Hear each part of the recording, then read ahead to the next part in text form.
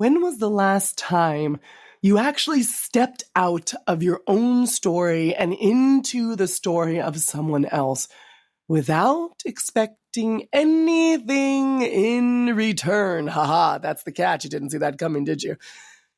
We're talking today about the power of volunteering to not only shape your own story, help others, but to shape cultures and workplaces and between human beings. To me, it's amazing that our society has become one where if I'm not getting something for it, I'm not giving it. And that is just unfortunate. But my guest today, Aron Levinson, has something that he would like to do about it with his company, Be Goodly, which takes basically all of the friction out of corporate volunteering. All you got to do is get on the bus. Aron is a former corporate executive turned first-time entrepreneur with a heart to make a positive impact in the community.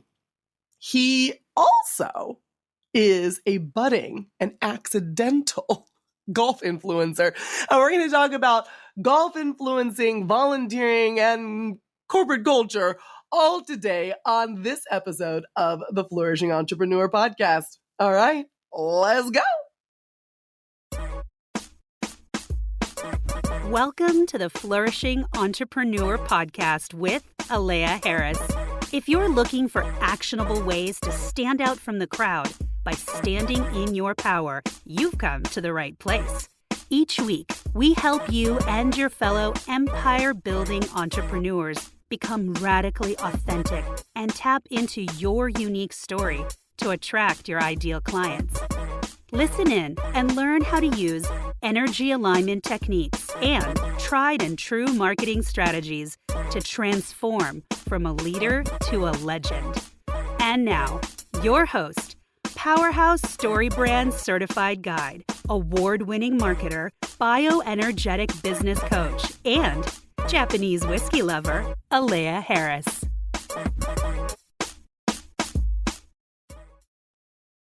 Aron, thank you so much for joining us here today on the Flourishing Entrepreneur Podcast. How you doing?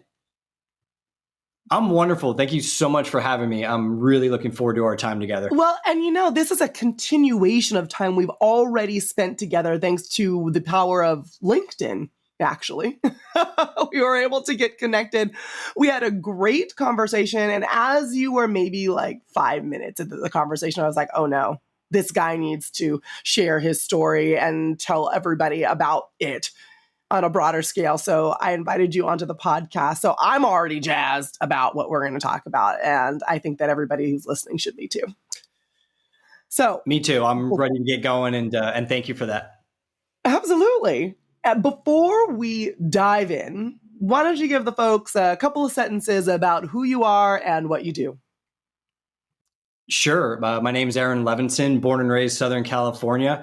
My background from a professional perspective is startups into managing and growing hundreds of millions of dollars worth of food companies. And along the way, joining some nonprofits along the way and being as helpful as I can. From a personal perspective, husband, father, and that's probably the best part of my day.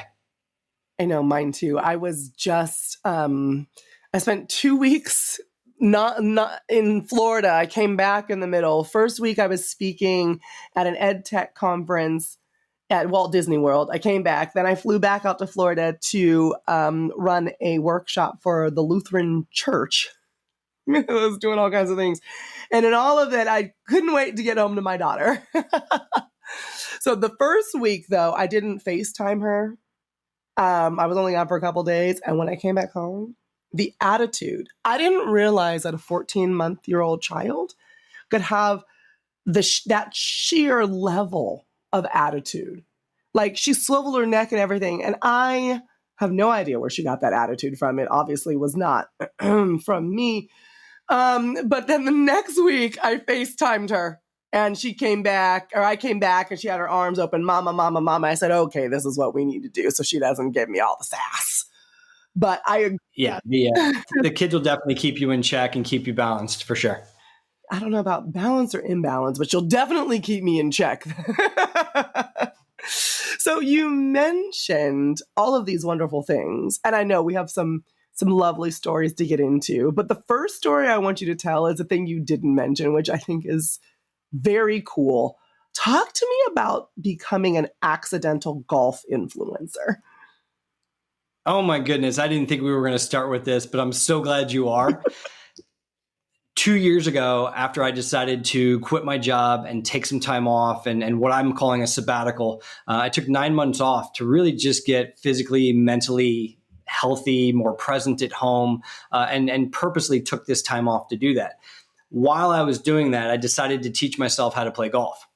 So I started watching some YouTube videos, went to the driving range. I had some used clubs from a coworker that I bought and just started to try to figure out this thing called golf. And it's one of the most difficult sports I've ever played in my life. I'm a baseball player. I can hit a curveball to right center field. And for the baseball players out there, you know exactly what I'm talking about, going the other way. But for a golf ball sitting there staring at you, it's just really intimidating and really challenging. And so taught myself how to play golf. And while I started to play golf, I created an Instagram account called Bogey Two Putt. And I named it Bogey Two Putt because I realized that if I could bogey and two putt each hole, I'm going to have a really good time playing this game, and anything better is a total bonus. So I started Bogey Two Putt. Just started capturing things on the golf course that I saw with my lens and my creativity. And it's really just taken off in terms of followers and engagement in this golf community. And I absolutely love it. It's a creative outlet for me. And I'm a storyteller in general. So why not do something around golf? I really love that. But the best part about the story for me is that you just followed something that felt good. So many of us are like, well, yes, I'm going to go make money and it's going to be hard and difficult and I'm going to hate it, but at least I'll have money in the bank and food on my plate. But you are making, like, you're getting golf clubs and all kinds of swag and cool stuff by doing something that you love. And the more that you grow in this influencer capacity, I just can only see the sky's the limit. How did you know to follow that direction rather than just saying, I like it, I'm just going to ignore it? It's a really good question. I didn't know to follow it. I think what I did was I just took some chances. I took some risks. I followed my heart. I followed my creative lens, and I just went for it.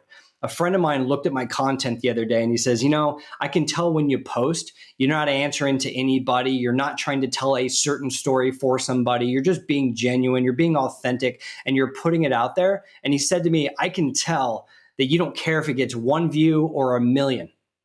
And he's exactly right. I create because I want to create and it feels good for me. I created a piece of content this morning that it's a story I've been wanting to tell. So I just simply told it. And so I just don't feel any pressure to perform. And I just get to be the creative that I want to be. But I do find it really interesting when brands call me an influencer. I think it's hilarious. And my high school daughter is a little embarrassed by it. It's okay. She'd be embarrassed by basically anything that you did. So, at least it's embarrassed by something cool. Yeah, I appreciate that. Thank you. In the grand spectrum of the things that you could do to embarrass her, this is not even up there. Well, I figure if I just stop telling dad jokes and I just make really good Instagram content, that I'm going to be in a better place with her. So we'll see. We'll see. Teenage daughters are a tricky one, man. But one of the things that you said that I really liked is that it didn't matter. You post something, whether it's going to get 1 million likes and views or 1. And it was the piece that I like to harp on about radically authentic storytelling. So how do you know if a story is a good story? I don't know, and I don't care. Mm-hmm. I literally create these things because I like to, and it makes me feel good. And I love to share, and I love to create engagement with this place called the golf community on Instagram. And it is a warm, friendly golf community where people are helping each other with their swings. They're asking where they played this weekend. How was the weather? How did you putt? It's actually like a support group for golfers of all levels, by the way. And I also love how the professionals come in and the other influencers come in, and there's really no judgment either. It's very light on judgment. And so I know I just simply create stories that I want to create. And I'll tell you that the ideation and the creativity comes to me when I'm on bike rides to the beach. And I live 1 mile from the beach, and I get on my bike and I head to the beach, no phone, no headphones, no nothing. And really, I'm just simply ideating. And then I stop halfway through the ride, take some notes on my app, and then I ride back, take some more notes, and then I go film at the golf course and piece it all together. So how do you know if a story is a story you want to tell? That's a really interesting question. And I think for me, I get this really warm sense of joy, like in my chest. And it just makes me a little giddy and a little childlike. And I tend to kind of laugh or giggle about it. I'm like, oh, that's a good one. Like, you should totally do that. And then I always think, well, what if it doesn't resonate?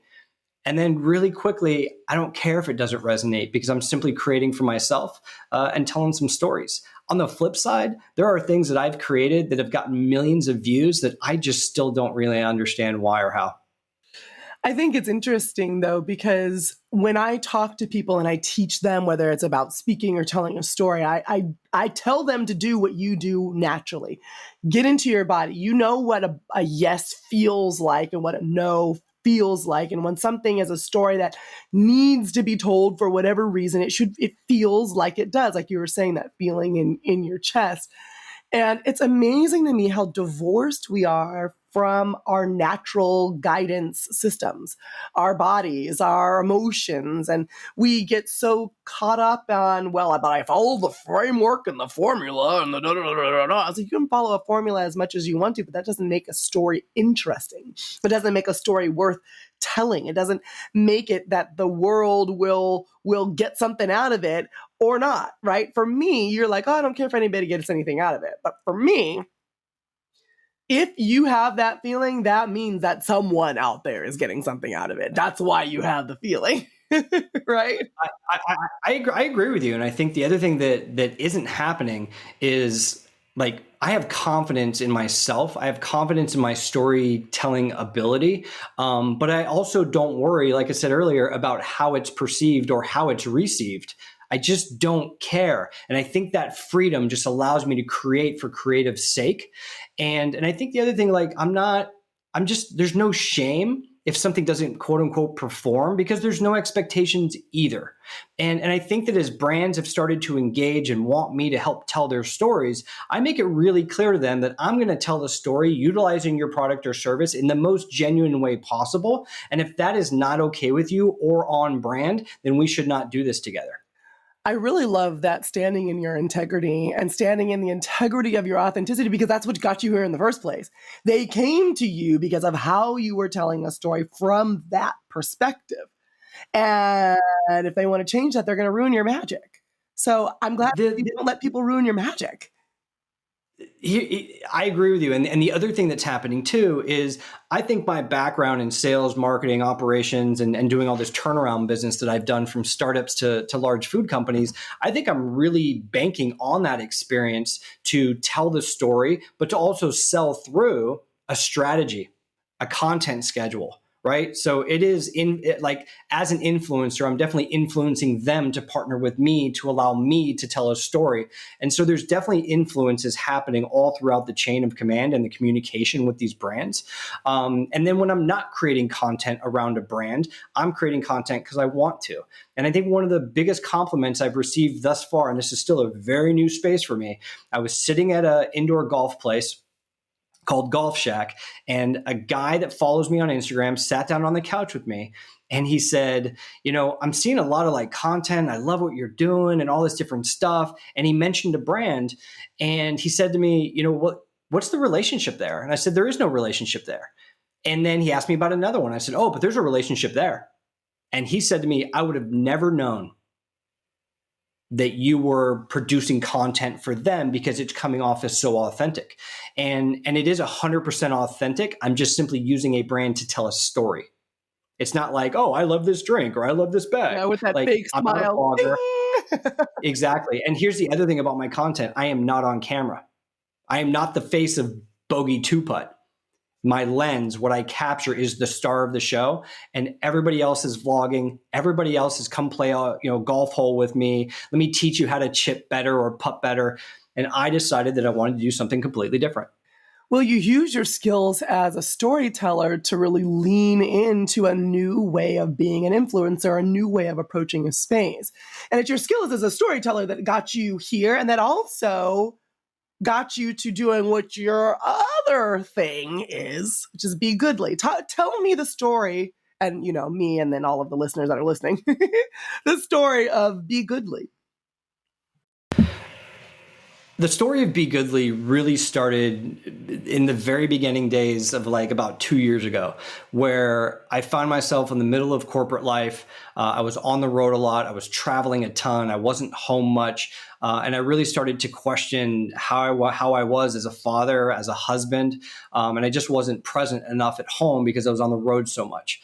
And so when that all came to a stop and I took the time off and took the sabbatical, last year at this time, I found myself in Cuba. And I've been going to Cuba for about a dozen years now to play baseball, humanitarian efforts, all kinds of fun stuff, donating gear, partnering with other brands to then donate gear. And while I was there, the beauty of Cuba for me is your phone doesn't work. I don't know how else to say it, but there's no social media, there's no television, there's no YouTube, there's no distractions, and your phone is nothing more than an alarm clock and a camera. The days are very slow. You genuinely connect with other human beings. There is no digital touch. And the next thing you know, you're on the back of a motorcycle headed to a baseball field to coach some kids or to pick up some coffee, tomatoes, or bananas, at a local farm. And the day just organically flows. And while I was there and donating my time on a baseball field with kids and the coaches, I was walking home from practice with all the other families in Cienfuegos, Cuba. And I remember just thinking how happy I was. And I started wondering, why don't more people volunteer more? And at that moment, I realized that I was happiest when I'm helping other people. That was my aha moment. And I think it's because of all the distractions were gone. I was focused on just giving back and being a part of the community. And I realized that I wanted to do more of that. So while I was there, I would sit in cafes and I would write a business plan. And what does this look like? So long story short, what I did was I came home and I started talking to companies and employees and asking them about volunteering. Do you volunteer? What's your company culture? Do you do this as part of an offsite? Do you have a budget for this? Who plans this stuff? And I heard all sorts of problems and kinks in the hose. I really heard we want to do this, but we don't know how, we don't know where to go, and we have a large group. I was like, all right, check. This is the sales guy in me, by the way, identifying problems that I want to solve for. So then I go over and I start talking to nonprofits, community groups, and the city and start asking about group volunteers. And I heard a few things over and over and over. It was, I don't have the staff to help plan, coordinate, or babysit a group of volunteers. And by the way, groups of volunteers sometimes come in here and make things worse. I was like, okay. Got it. So then I sat down with all the problems, and this is how I build strategy and execute strategy. And I decided to solve for all of it. And so Be Goodly is an all-inclusive corporate volunteer field trip. And I'm calling them field trips because as a kid, everybody can think about a field trip they were on and smile. Brown bag, at the aquarium, at the zoo, wherever you went. Everybody has a good story. Patch. Yes, as soon as you said it, I was like, I remember going to the pumpkin patch or the estuary trip because you could find little salamander things in the sand. But yes, took me back to childhood. Totally. And the other thing I'll tell you about field trips is, recently I was at San Diego State doing a guest lecture and I was talking about Be Goodly. And I asked all the students, and there were 65 students in there. I said, hey, just raise your hand and tell me a story about a field trip you went on as a kid. And the smiles, just the nonverbals and the smiles just illuminated the room. And they were talking about all the places they went. And one kid said to me, my favorite memory of my field trips in school was that there was no parental supervision and me and my friends could screw around as much as we wanted. And like a warm turkey sandwich under the tree in the park or whatever it was. And so when I started realizing that I could create something that was as easy as just getting on the bus, I wanted to solve for the corporations that don't have to plan. They don't have to do anything other than just physically get on the bus. It's a hosted opportunity. We'd go and we volunteer. We'd go have lunch at a local mom and pop restaurant. On the way back to the office, we're capturing consumer, or employee insights and feedback and surveys and things like that. And I drop them off. It's really easy for them. And then for the nonprofit, they don't have to do anything because I come in ahead of time. I do a location scout. I plan the whole day, dot I's, cross T's. and really try to make it as easy for them as well. So I'm just trying to remove all of the muckiness and the kinks in the hose in this thing called corporate volunteering and just make it as easy as just getting on the bus. And so far, so good. So far, so good. And one of the things that you're also doing is you're connecting those new core memories as an adult, the adult field trip, with the employee's employer. So the leader of the story is the employer, and all of a sudden you're increasing employee retention, you're increasing employee satisfaction, all because this employer took the time to call you, and that's basically all they had to do.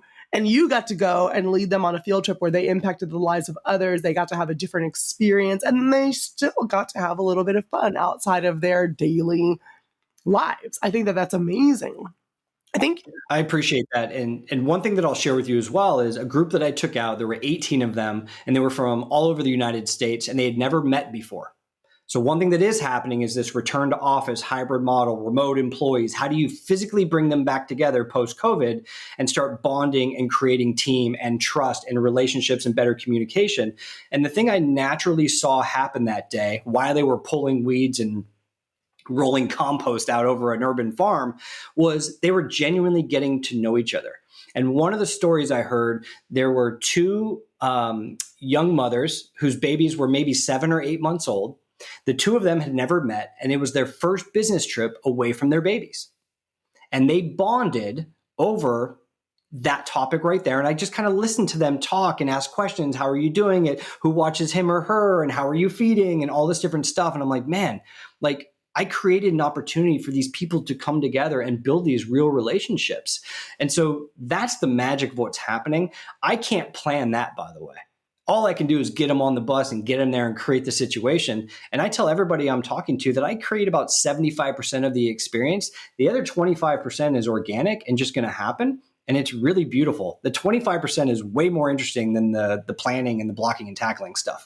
Well, if you look at it this way, and you kind of are writing the main storyline, but how all of the individual character stories interweave in and around that main storyline is part of the wonder of the experience. And then when they're weaving together their stories, you now have links that say these two women, they never met before, but maybe they're on a project later on down the road. That project goes smoother because their stories are now linked. And this is the beauty of using experiences like what you provide to build company culture. People think, oh, it's so much work and energy and effort. And, oh, I know I'm the people and culture person, emphasis on the word culture, but I don't have the time. And you're taking away that excuse while letting that people and culture person shine, because now you're building a culture one experience at a time. And I mean, imagine if this just became a regular part of what they did and they had monthly or bi-monthly or quarterly field trips with Be Goodly where people had the opportunity to go out, experience something new and bond. This is team bonding. In addition to that, I'll just add a little bit is that it's really difficult to take a group of people out to volunteer, at least here in LA. And the stories I hear are we have 15 people, we have 20, we have 130. And I always ask them, why are we talking right now? And they say to me, I've tried to do what you do on my own, and I can't find a place for us to go. And I said, I get it. And by the way, I did all of that curation of unique volunteer opportunities for groups before I launched the business because I wanted to make sure I had product, right? A product or a service ready to go. And so when folks come to me and they say, hey, I got 15 people, I got 27 people, whatever the number is, I've got places to go within a 30-minute drive of wherever we're picking them up. So if I'm picking you up in Long Beach or I'm picking you up in Marina Del Rey or Venice Beach or downtown LA, I got places for us to go. And I think it just takes the stress off to be able to provide solutions. And I think that's really where I'm at too. It's consultative, it's solution selling, if you want to call it that. But I'm really listening to their problems and I'm really trying to make this as easy as possible for them. So how do you see Be Goodly affecting cultural stories within these companies over the long run? It's a really good question, and I don't know. I think that one thing I would like to start doing more of is follow-up with the companies, with that head of HR, with the head of DE&I, the CEO, whoever plans this thing with me, and really follow up and see how long did the conversation, the energy keep going right after that trip, and then what happened next. Because what I'm finding is that when folks are out volunteering with me, I hear them say, I wonder if I could bring my family here on a weekend, or could I bring my son or daughter to volunteer on the farm? Like, do they allow that? And really what I want more people volunteering more often. So I love hearing they're trying to think about how to do this in their personal time. But I need to follow up and figure out, like, is it a part of that regular cadence? Like you just said, is it quarterly, biannually, whatever? And I think the other thing too, that we can't be remiss about is budget, right? This does cost money. There are some really hard costs. And I'll tell you, just buses alone aren't cheap. They're not. So it's all of those things, and I need to figure out. And I think the other thing I've been thinking about too, Alea, is how do I partner with a technology company in the HR space or CSR space, right? There are companies out there that have apps and employee platforms and all sorts of stuff. I'm doing the physical in community work, but they're definitely tracking volunteer hours and sentiment and all that other stuff using apps and technology. Maybe I need to partner with one of them. Well, if anybody is listening and is in that space, be sure to look at the show notes for Aron's contact information and send him an email.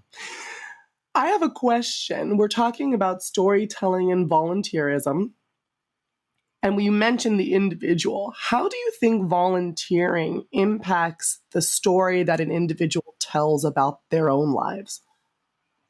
Oh my goodness.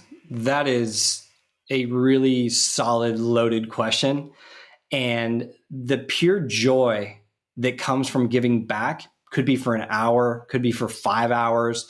When you go and volunteer and give back and keep your phone in your pocket and genuinely connect with people and be of service to somebody else, while you're doing it, it can be a little rough in the beginning because you're somewhere new and there's a new process and you're learning something all of a sudden, whether it's how to cook or how to pack something or how to plant a tree or whatever it might be. But going through that process and then on the car ride home, that euphoric just, wow, what a day. It's contagious and really influential as well when you tell those stories. Because when somebody would say to me, hey, what'd you do yesterday? I was like, I went to such and such nonprofit and I gave them 9 hours of my time and I'd never been so sweaty in my life. And by the way, I cooked 400 pounds of tilapia and I've never cooked tilapia for meals for people that can't leave their homes. And they're just like, and their response is usually, God, I need to get out there and do that. And I usually respond now with, I'll send you 3 ideas tomorrow, whether it's for the weekend or Wednesday afternoon or whatever. I just think that joy needs to be captured and the happiness of serving somebody else. It needs to be captured. It needs to be told. And I don't know if it's an Instagram thing, a TikTok thing, a YouTube Shorts thing. Something tells me you have a new influencer idea brewing here. Because if you think about it, people think of volunteering as, I got to go do a thing before they do it. Then afterwards, they feel like what you're feeling, but because people aren't telling the story of the joy on the front end, right? To get them more enticed to do it. So I'm just saying, if you do start that account, I'll send you my PayPal for any royalties. Nice. I love it. It's really interesting because that joy that comes out of it. The thing is though, is like going into volunteering, it's a little stressful. And I'll share with you a quick story is I volunteered on Skid Row to make meals, produce meals, and deliver, meals to the unhoused, men, women, children, everybody. And I remember asking the question, so where do I park? And this was in downtown LA. And the woman said to me, she's like, listen, I coordinate all these volunteer opportunities, but there's no parking here. I'm sorry. And I said, oh, well, I'm coming from the South Bay. Like, where should I park? And she goes, you need to park at Joe's A1 auto parking in downtown LA, pay the $8 for the day. And then you need to Uber 6 blocks to our office because it's not safe to walk. I was like, oh, okay. So did all that, got to the front door, went through security, and had an amazing day of volunteering. But now I leave, and I don't really know how to get back to my car. And I'm in the middle of Skid Row where I was told not to walk because it's not safe. A lot of stress, a lot of anxiety, a lot of fear.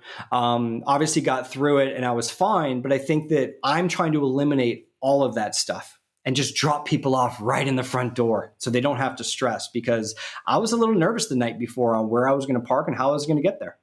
And those are real concerns. You're not trying to sacrifice your own personal well-being to help other people. That should not be what volunteerism is about. And that's why one of the, I'm sure, many reasons why people don't do it. Aron, it's been a wonderful conversation. I have one last question for you.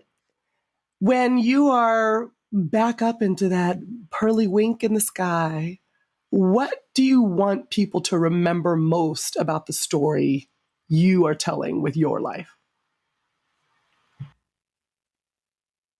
That my focus is really on the health and happiness of my family. I think for so many years doing the corporate grind, that's what it was. It was a grind to support my family, to make money, to get a home, to do all this stuff.